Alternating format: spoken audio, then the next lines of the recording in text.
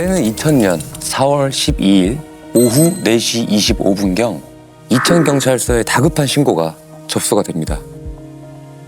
저 여기 건강원인데요. 지금 동네 사람들끼리 칼부림이 났어요. 빨리 좀 와주세요, 빨리요. 아이고, 야, 칼부림이 났다고 건강원에서? 그것도 동네 사람들끼리. 대낮인데? 그러니까 지금 신고된 시간이 오후 4시인데 말이죠. 대낮에 대낮에. 칼부림이라. 사실 건강원 그러면은 약초 같은 거 즙 내서 네. 뭐 대추즙도 만들어주고 더덕즙도 만들어주고 뭐 이런 곳이잖아요. 근데 거기서 칼부림이 나다니요? 주인과 손님이 시비라도 붙었던 건가요? 현장 상황은 어땠습니까? 거기가 이천 시내에 있는 건강원이었는데 현장에 출동해 보니까 사람들이 가게 앞에 엄청 몰려 있었습니다. 인파를 겨우 물리고 가게 안으로 들어가 봤더니 가게 내부가 피로 낭자한 상황이었고요. 중년의 남성 한 분이 쓰러져 계셨는데 가슴 부위에 칼을 찔려 피를 흘린 채 주저앉아 계셨습니다. 다행히 의식은 좀 남아있는 상황이었고요. 야, 이게 무슨 일이야? 아우, 그런데 말이죠. 더욱더 충격적인 게 하나 있었습니다. 피해자가 한 명이 아닙니다. 건강원에서 200m 떨어진 길가에 또 다른 남성 한 분이 쓰러져 계셨는데 머리와 목에 칼로 여러 차례 찔려서 이미 사망한 상태였습니다. 길에서도 칼에 찔린 분이 있었다고요 또? 입이. 아니 시내 한가운데 그것도 대낮에 살인. 같은 시기에? 그럼 이제 한 사람은 건강원이고 한 사람은 길가에서 발견됐다는 거잖아요. 야, 어쩌다 이런 일이 벌어진 거야? 그러면은 그 두 상황의 범인은 같은 사람이 맞나요? 네, 당시 가게에는 사건에 관련된 사람뿐 아니라 가게 주인이랑 주민 몇몇도 같이 있었습니다. 그래서 범인이 칼을 휘두르는 순간을 직접 봤다고 했고요. 길에서 발견된 피해자도 현장에 있던 목격자들이 범인이 칼을 들고 도망가는 남자를 쫓아가더라는 얘기를 듣고 찾을 수 있었던 거였습니다. 아, 그러니까 도망가는 사람을 범인이 쫓아가서 그 노상에서 그렇게 흉기를 휘두르고 찔렀다는 얘기잖아요. 지나가는 사람들도 많았을 텐데 그런 짓을 했을까요?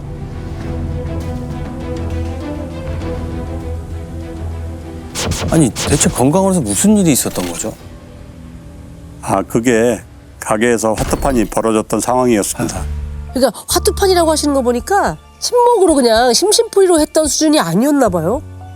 돈이 막 좀 큰 돈이 오고 갔던 거 아닐까요? 그건 아니었습니다. 이 가게는 꼭 뭘 사러 오는 손님이 아니어도 시내에 볼일을 보러 왔다가 차를 마시다 가기도 하는 그런 곳이었습니다. 그러다 마음이 맞는 몇몇이 모이면 가끔 화투를 치고 가기도 했다고 하고요.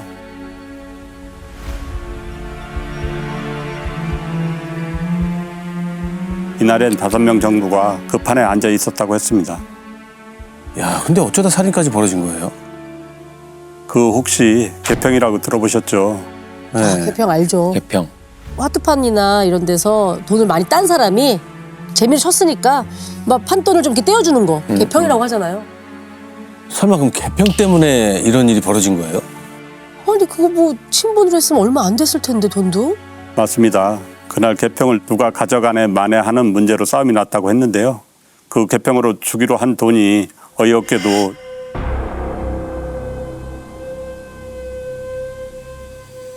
2,500원이었다고 했습니다. 귀를 의심하게 되는데 말이죠. 살인 사건이 벌어졌어요. 그런데 그 이유가 단돈 2,500원 때문이었다고요? 네, 그 판에서 두 사람이 돈을 잃었는데 서로 2,500원을 가져가겠다고 하다가 한 사람이 건강원 주방에 들어가더니 개 도살용 칼을 들고 나왔다고 했습니다. 그러면 그걸 다투던 상대가 사망을 한 거였나요?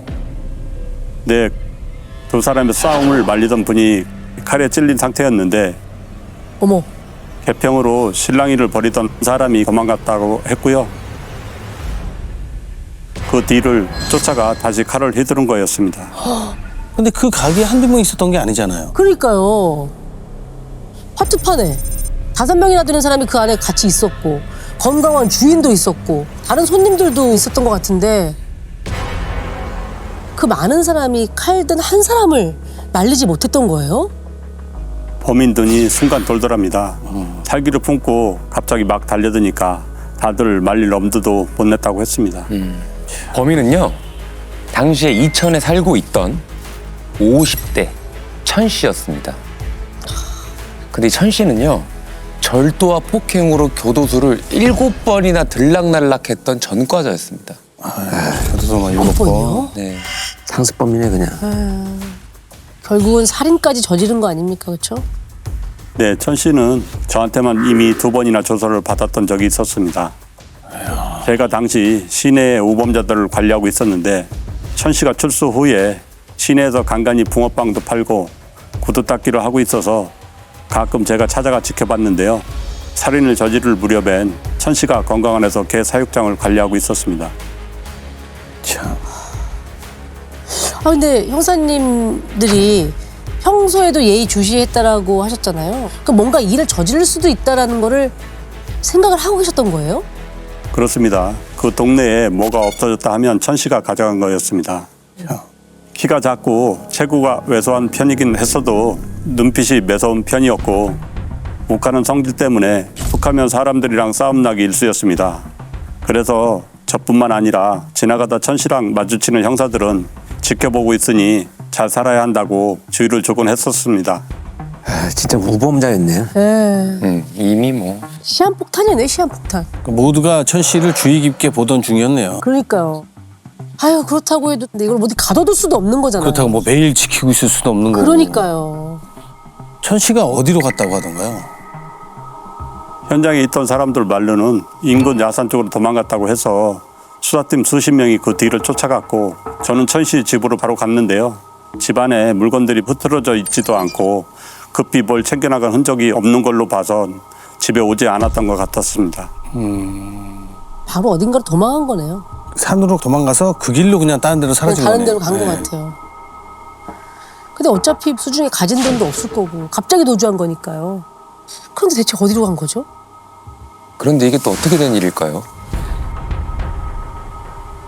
이천에 또 비상이 걸립니다. 살인사건이 또 터졌습니다. 에?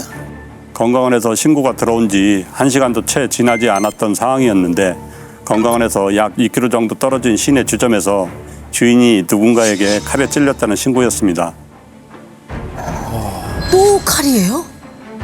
2km면은 바로 근처인데. 그 완전 반경이죠. 근처죠. 아, 설마 천 씨가 또 아이, 아니겠죠. 신고자인 옆 가게 주인을 얘기를 들어보니까 이번에도 천 씨가 한 짓이었습니다. 칼을 휘두르고 다니고 있는 거예요, 지금 막 거의 칼을. 산 넘어 옆 동네 가서 또 그냥. 주점에서 누군가가 나오길래 봤더니 건강원에서 일하는 천 씨였다고 했습니다. 씩씩거리면서 피 묻은 칼까지 들고 있는 게 아무래도 꺼림칙해서 주점 안으로 들어가 보니까 주인이 피를 흘리고 쓰러져 있어서 신고했다고 했고요. 그 주점 주인을. 근데 본인이 왜 씩씩거려? 아니면 혹시 그 주점 주인도 건강원에서 같이 화토 치고 쫓아간 거 아니에요? 그러면은 먼저 자리를 떴던 주점 주인을 천 씨가 뒤쫓아가서 진짜 그런 거예요? 그건 아니었습니다. 온몸이 칼에 찔린 상태였는데 이웃에선 비명조차 못 들었다고 했거든요. 방언도 없는 걸 봐서는 잠을 자다 갑자기 공격당한 것으로 추정됐습니다. 아니, 자고 있는 사람을 왜 또? 이게 갑자기 무슨 자다가 봉변이에요 이게. 아유. 아니, 제가 보기엔 그냥 미쳐 날뛰는 걸로 보여요. 아니 뭐 원한 관계가 있었나? 둘이 알던 사이였습니다. 2년 전에 천 씨가 이 주점 앞 노상에서 붕어빵 장사를 했는데 자리 문제로 두 사람이 자주 다투는 걸 이웃들이 목격했었다고 합니다. 그 후로도 가끔 마주치면 서로 시비가 종종 붙었다고 했고요. 이거 전형적으로 이거는 극도의 흥분 상태에서 벌어지는 연속살인입니다. 연속살인은 짧은 시간에 장소를 이동하면서 다수의 살인을 저지르는 것을 말합니다. 이 연쇄살인하고 차이점은 뭐냐면 연쇄살인 같은 경우에는 이 감정의 휴지기가 있어요. 잠시 냉각기라 그래서 네. 어떤 기간이 지나고 또 범행이 이어지는데 지금 살인을 저지르고 1시간도 안 돼서 불과 2km 떨어진 곳에서 지금 살인을 저질렀잖아요. 이걸로 봐서는 정말 멈추지 않는 기관차처럼 계속 살인을 이어갈 수 있는 아주 위험한 상태라고 봐야 됩니다. 아 그러니까 지금 벌어졌던 살인 말고도 네. 또 살인을 저지를 수도 있는 상황이라는 얘기시죠? 계속 살인이 일어날 수 있는 아주 위험한 상황이라고 봐야 되겠죠. 더 문제가 되는 것은 2년 전 일 때문에 발생을 했다고 하잖아요. 네네. 과거 어느 시점이든 깊은 원한 관계든 아니든 이런 게 상관이 있는 게 아니고 무차별 지금 막 공격이 진행되고 있는 상황 같습니다. 야, 그냥 돌이킬 수 없게 돼버렸으니까 나락으로 가버리자. 그냥 뭐 갈 때까지 가보자. 뭐 이런 거 아닐까요? 지금 일단은 천 씨랑 언성이 뭐 한 번이라도 오갔던 사람들은 모두가 범행 대상이 될 수도 있다는 얘긴데. 그렇죠. 어우 너무 끔찍하잖아요. 설마 그 직후에 또 그 신고가 들어온 게 있었나요? 없었습니다. 한동안은 그나마 천만 다행. 잠잠합니다. 그런데 형사님들을 바짝 긴장케 할 만한 게 천 씨 집에서 발견이 됩니다. 뭐가 있었지? 아 근데 아까 천 씨 집에 가셨을 때 뭐 갑자기 떠나는 흔적, 뒤지는 흔적 이런 거 없었다고 하셨던 것 같은데? 그러면 그 전에 뭔가 숨겨뒀던 게 있을 수도 있잖아요. 다른 무기 흉기들? 뭐 흉기나 시신이나 뭐 그럴 수도 있는 거죠. 어머 시신? 뭐였어요? 천 씨의 집에서 낡은 도표가 하나 발견됐는데요. 일기처럼 어디서 누굴 만났는지 뭘 했는지가 간략하게 적혀 있었습니다. 고아로 보육원에서 생활을 하다가 절도나 폭행으로 교도소를 들락날락 하다 보니 출소 후에 승려 행사를 하면서 전국 팔도에 있는 사찰을 돌아다니며 간간히 숙식을 해결했던 것 같고요. 사찰을 떠돌아다녔어요. 근데 내용 대부분이 만났던 사람들에 대해 안 좋은 얘기만 써놓은 겁니다. 문제는 앞서 살인과 미수에 그쳤던 그 세 사람의 이름도 거기에 같이 적혀 있었고요. 와 진짜 휴대전화도 없었고 가까이 지내는 지인도 없어서 일단 노트에 적혀 있던 주소지로 수사팀 모두가 흩어져서 천 씨의 행방을 쫓았습니다. 그러니까 노트에 적혀 있는 이름 그 사람들 찾아다니면서 또 살인을 저지를까 봐 그러니까, 그게 이제 걱정이 되는 거죠. 네. 이 불길한 예감은 빗나가질 않습니다. 어머 형사님들이 백방으로 천 씨의 행방을 추적하고 있던 그때 이 형사님에게 전화 한 통이 걸려옵니다.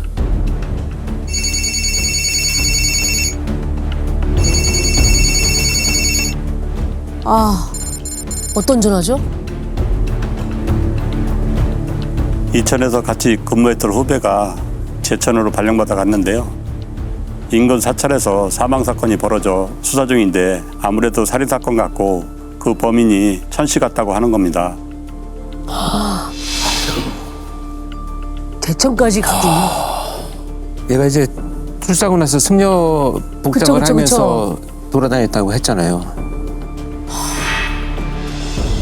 아니 그러니까 후배 형사님이 아무래도 범인 천 씨인 것 같다고 했을 때는 뭔가 그 단서가 있었을 텐데 출동하자마자 현장이 좀 이상했나 본데요? 맞습니다. 시신이 발견된 방이 마치 미실처럼 외부인이 쉽게 드나들 수 있는 곳이 아닌데다 마치 두 사람이 격렬히 싸우다 사망한 것처럼 보였다고 했습니다. 2명이요? 어? 사망한 사람이 2명이라는 거예요? 그럼 그 사망한 분들은 또 누구였어요? 여성이었고 절의 기도차 북구가는 보살이었습니다. 한 분은 앞이 보이지 않는 시각장애인이었고요. 아이고 두 여성 모두 둔기에 맞은 흔적이 있었는데 그 한 사람 목엔 자창까지 있었다고 했습니다. 혈흔이 온 방 안에 낭자해서 마치 두 사람이 몸싸움을 하다 사망한 것처럼 보였는데 누군가의 입에서 천 씨의 이름이 튀어나왔다고 했습니다. 근데 누가 천 씨 이름을 꺼낸 거예요? 인근에 있는 또 다른 사찰의 주지 스님이었습니다. 1년 전쯤 천 씨가 그 절에서 잠시 묵을 수 있게 소개해 준 분이었는데요. 피해자들이 부고를 듣고 장례식장에 찾아와서 천 씨 얘기를 꺼내더랍니다. 천 씨가 사망한 여성 중 한 명을 언젠가 죽여버리겠다는 얘기를 한 적이 있다면서요. 야, 살인을 예고했다고요? 아니 왜요? 그럴 만한 이유가 있었을까요? 천 씨가 오갈 데가 없다는 얘기를 듣고 그 절에서 받아준 거였는데 아무 데서나 담배를 피우고 기거하던 보살들에게 시비를 걸었다고 합니다. 그러다 보살 한 명과 큰 싸움이 났는데 그때 서로 주먹이 오가면서 천 씨의 고막이 터졌다고 했고요. 결국 그 일로 3일 만에 천 씨가 그 절에서 쫓겨나 소개시켜줬던 주지 스님을 찾아와 험한 얘기를 하고 간 적이 있다는 겁니다. 그때 싸웠던 그 여성 중 한 명이 시신으로 발견된 거였고요. 이거 진짜. 자기가 시비 걸어놓고.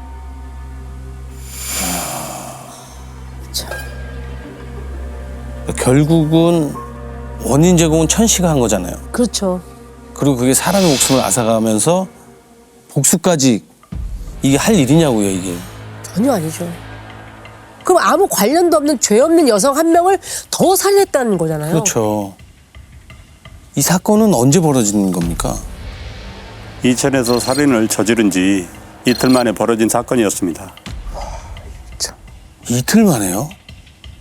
사흘 만에 4명이 목숨을 잃고 그나마 공격을 당한 한 명은 간신히 이제 살아난 상황이에요. 네. 야, 이거 정말 노트에 적어놓은 이름을 다 찾아다니는 모양인데요? 아유. 그러니까 전국으로 흩어져 있는 그 노트에 있는 사람들을 어떻게 찾아갈 줄 알고 그 뒤를 쫓냐 이거죠. 천 씨의 행방에 대한 그 답은요. 의외로 천 씨의 그 낡은 노트 속에 숨어 있었습니다. 그래요? 온통 그 복수심으로 가득 차 보였던 그 기록 중에 유독 자주 등장한 사람이 있었습니다. 계속해서 떠올려서 거기 이름을 적었을 거 아니에요, 그러면. 아주 깊은 원한이 있는 사람이었나요? 전혀 아니었습니다. 서울 종로에 있는 한 한복집 사장 이름이 자주 적혀 있었는데 찾아가서 물어보니 천 씨가 몇 년에 한 번씩 절에서 스님들이 입는 승복을 사러 왔었는데 올 때마다 행색이 안 돼 보여서 사장님이 밥도 사주고 돈도 손에 조금 쥐어줬다고 했습니다. 근데 저희가 방문하기 며칠 전에도 천 씨가 다녀갔다고 하는 겁니다. 왜 찾아왔대요? 그냥 인사만 하고 갔다고 했습니다. 이때도 행색이 말이 아니길래 요즘 어디서 지내냐고 물었더니 서울역 쪽에 있다고 하고는 그냥 갔다고 했습니다. 일단 한복집 사장님한테 또다시 천 씨가 나타나면 연락을 달라고 하고 저희는 그 길로 서울역과 인근 종로 무료 급식소까지 뿔뿔이 찢어져 누수기는 행사를 하면서 잠복에 들어갔죠. 그런데 이 형사님의 전화가 또 울립니다.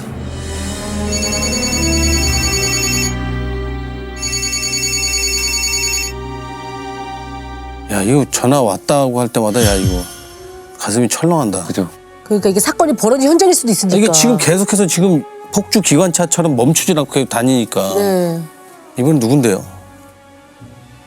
한복집 사장님이었습니다. 방금 천 씨가 한복집에 왔다 갔다며 연락을 주신 거였습니다. 형사님들은요 곧장 한복집 주변을 돌면서 천 씨를 찾기 시작합니다. 그렇게 찾아 헤매던 천 씨가 이 형사님 눈에 포착이 됩니다. 근데 수갑을 채우기엔 또 너무 멀리 있다고 합니다. 와, 이거 어떻게 된 거야? 보일 정도면 쫓아가면 되는 거 아닌가? 보이는데 멀다. 이게 얼마나 떨어져 있었는데요? 제가 그때 차를 타고 그 주변을 돌아다니며 천 씨를 찾고 있었는데 왕복 8차선 도로를 달리던 중에 반대편 인도에 천 씨가 걸어가고 있는 걸 본 겁니다. 참. 8차선 도로 맞은편. 맞네요. 눈에 보이는데 멀죠. 8차선 도로니까. 유턴해서 돌아가면 놓칠 것 같아서 무작정 차를 세우고 도로로 뛰어들었죠. 중앙선을 넘어 달려가며 기도했습니다. 제발 돌아보지 마라. 돌아보면 눈치채고 바로 도망가죠. 그럼요. 아니 근데 간절한 마음 이해가 됩니다만 아무리 그래도 이게 8차선을 가로지를 생각을 어떻게 하신 거예요? 천 씨를 보는 순간 몸이 먼저 반응을 했습니다. 제가 육상부 출신이거든요. 그땐 선수 때보다 더 빨리 다리가 날아갔습니다. 천 씨랑 가까워지는 순간 바로 몸을 밀쳐 넘어뜨렸는데 천 씨가 어떻게든 빠져나가려고 몸부림을 치더라고요. 그때 제 바지가 다 찢어지고 다리랑 무릎이 쓸려서 피 범벅이 될 정도로 둘이 길바닥에서 뒹굴었습니다. 아이고. 그걸 본 시민들이 싸움이 난 줄 알고 112에 신고를 해서 인근 파출소 경찰까지 출동을 했었고요. 몸수색을 했더니 이천에서 범행 때 썼던 개 도살용 칼이 가슴팍에서 나오는 겁니다. 갖고 다녔어 그걸? 네. 만약 그때 못 잡았으면 또 다른 피해자가 생겼을 수도 있겠다는 생각에 좀 아찔했었습니다. 천 씨를 잡았고 이미 천 씨가 살인을 저질렀다는 증거는 수두룩빽빽하고 왜냐면 그 건강원에 있던 수많은 사람들이 다 봤으니까 증인들이 많잖아요. 그렇죠. 이천의 제천 사건까지 순순히 인정을 다 합니다. 그래요? 근데 왜 살해를 했는지에 대한 질문을 했는데 돌아오는 답이 아주 뻔뻔한 답이 돌아옵니다. 본인이 죽인 게 맞는데 자긴 잘못이 없다면서 죽을 놈들이 죽었다고 악을 썼습니다. 서울에서 죽일 사람이 있었다고 했고요. 그러면서 몇 명 더 죽였어야 했는데 금방 잡혔다고 아쉬운 듯이 말을 했습니다. 그래서 저희가 다 됐고 지금까지 한 거 다 적어보라고 하고 백지 4장을 천 씨한테 줬는데 한참을 쓰다가 종이가 모자랐다며 몇 장 더 달라기까지 했습니다. 총 11장을 써냈는데 그 사이에 살인을 한 번 시도했다가 실패한 것까지 모두 적어냈었습니다. 살인을 시도했다가 실패한 사람이 있었다는 거예요? 그건 누구였어요? 자신의 오촌 조카라고 했습니다. 조카요? 오촌 조카. 아 참. 아 친척이잖아. 천 씨가 6살 때 아버지가 돌아가셨는데 그게 다 사촌형 때문이라고 주장했습니다. 사촌형이랑 아버지가 싸우다가 아버지가 다쳤는데 그 후로 몸져 누우셔서 돌아가실 거라고 믿고 있었는데요. 사촌형도 일찍 사망해서 그 자녀인 오촌 조카에게 대신 복수하려고 조카 직장을 찾아갔다고 했습니다. 조카가 출근 안 했는지 계속 자리에 없어서 종일 기다리다 포기했다고 했고요. 어머. 기가 막히다. 야. 이게 뭐냐? 이미 사망한 사촌형을 두고 그 형을 대신해서 자식을 죽인다고요? 그런데 일반적인 사고방식은 아닙니다. 만약에 그런 문제가 있었다면 경찰에 신고를 해서 정식적인 절차를 밟든지 다양한 방식으로 해결을 했어야 되는데 그냥 자기만의 생각을 계속 키워나갔던 것으로 보여지고요. 이게 무슨 현상이냐면 소위 대상이 전치된다라고 합니다. 내가 공격해야 될 대상이 너무 크거나 아니면 없어지거나 했을 때 그것을 포기하는 게 아니고 자식이나 뭐 친구나 다른 사람을 향해서 공격하면서 복수라고 생각을 하는 아주 이상심리에서 발달이 되는 거죠. 야, 죄값은 얼마나 나왔나요?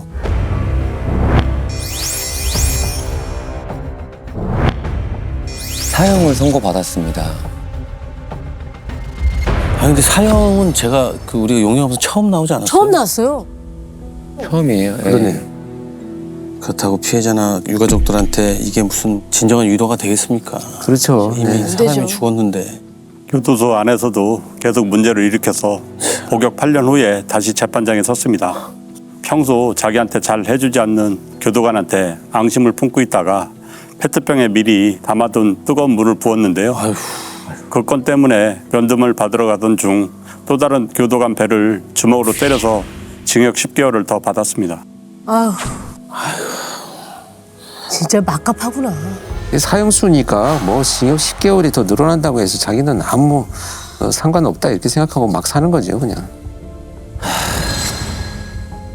이렇게 극단적으로 피해의식에 사로잡혀 있는 진짜 범죄자는 또 보다 처음 보네요.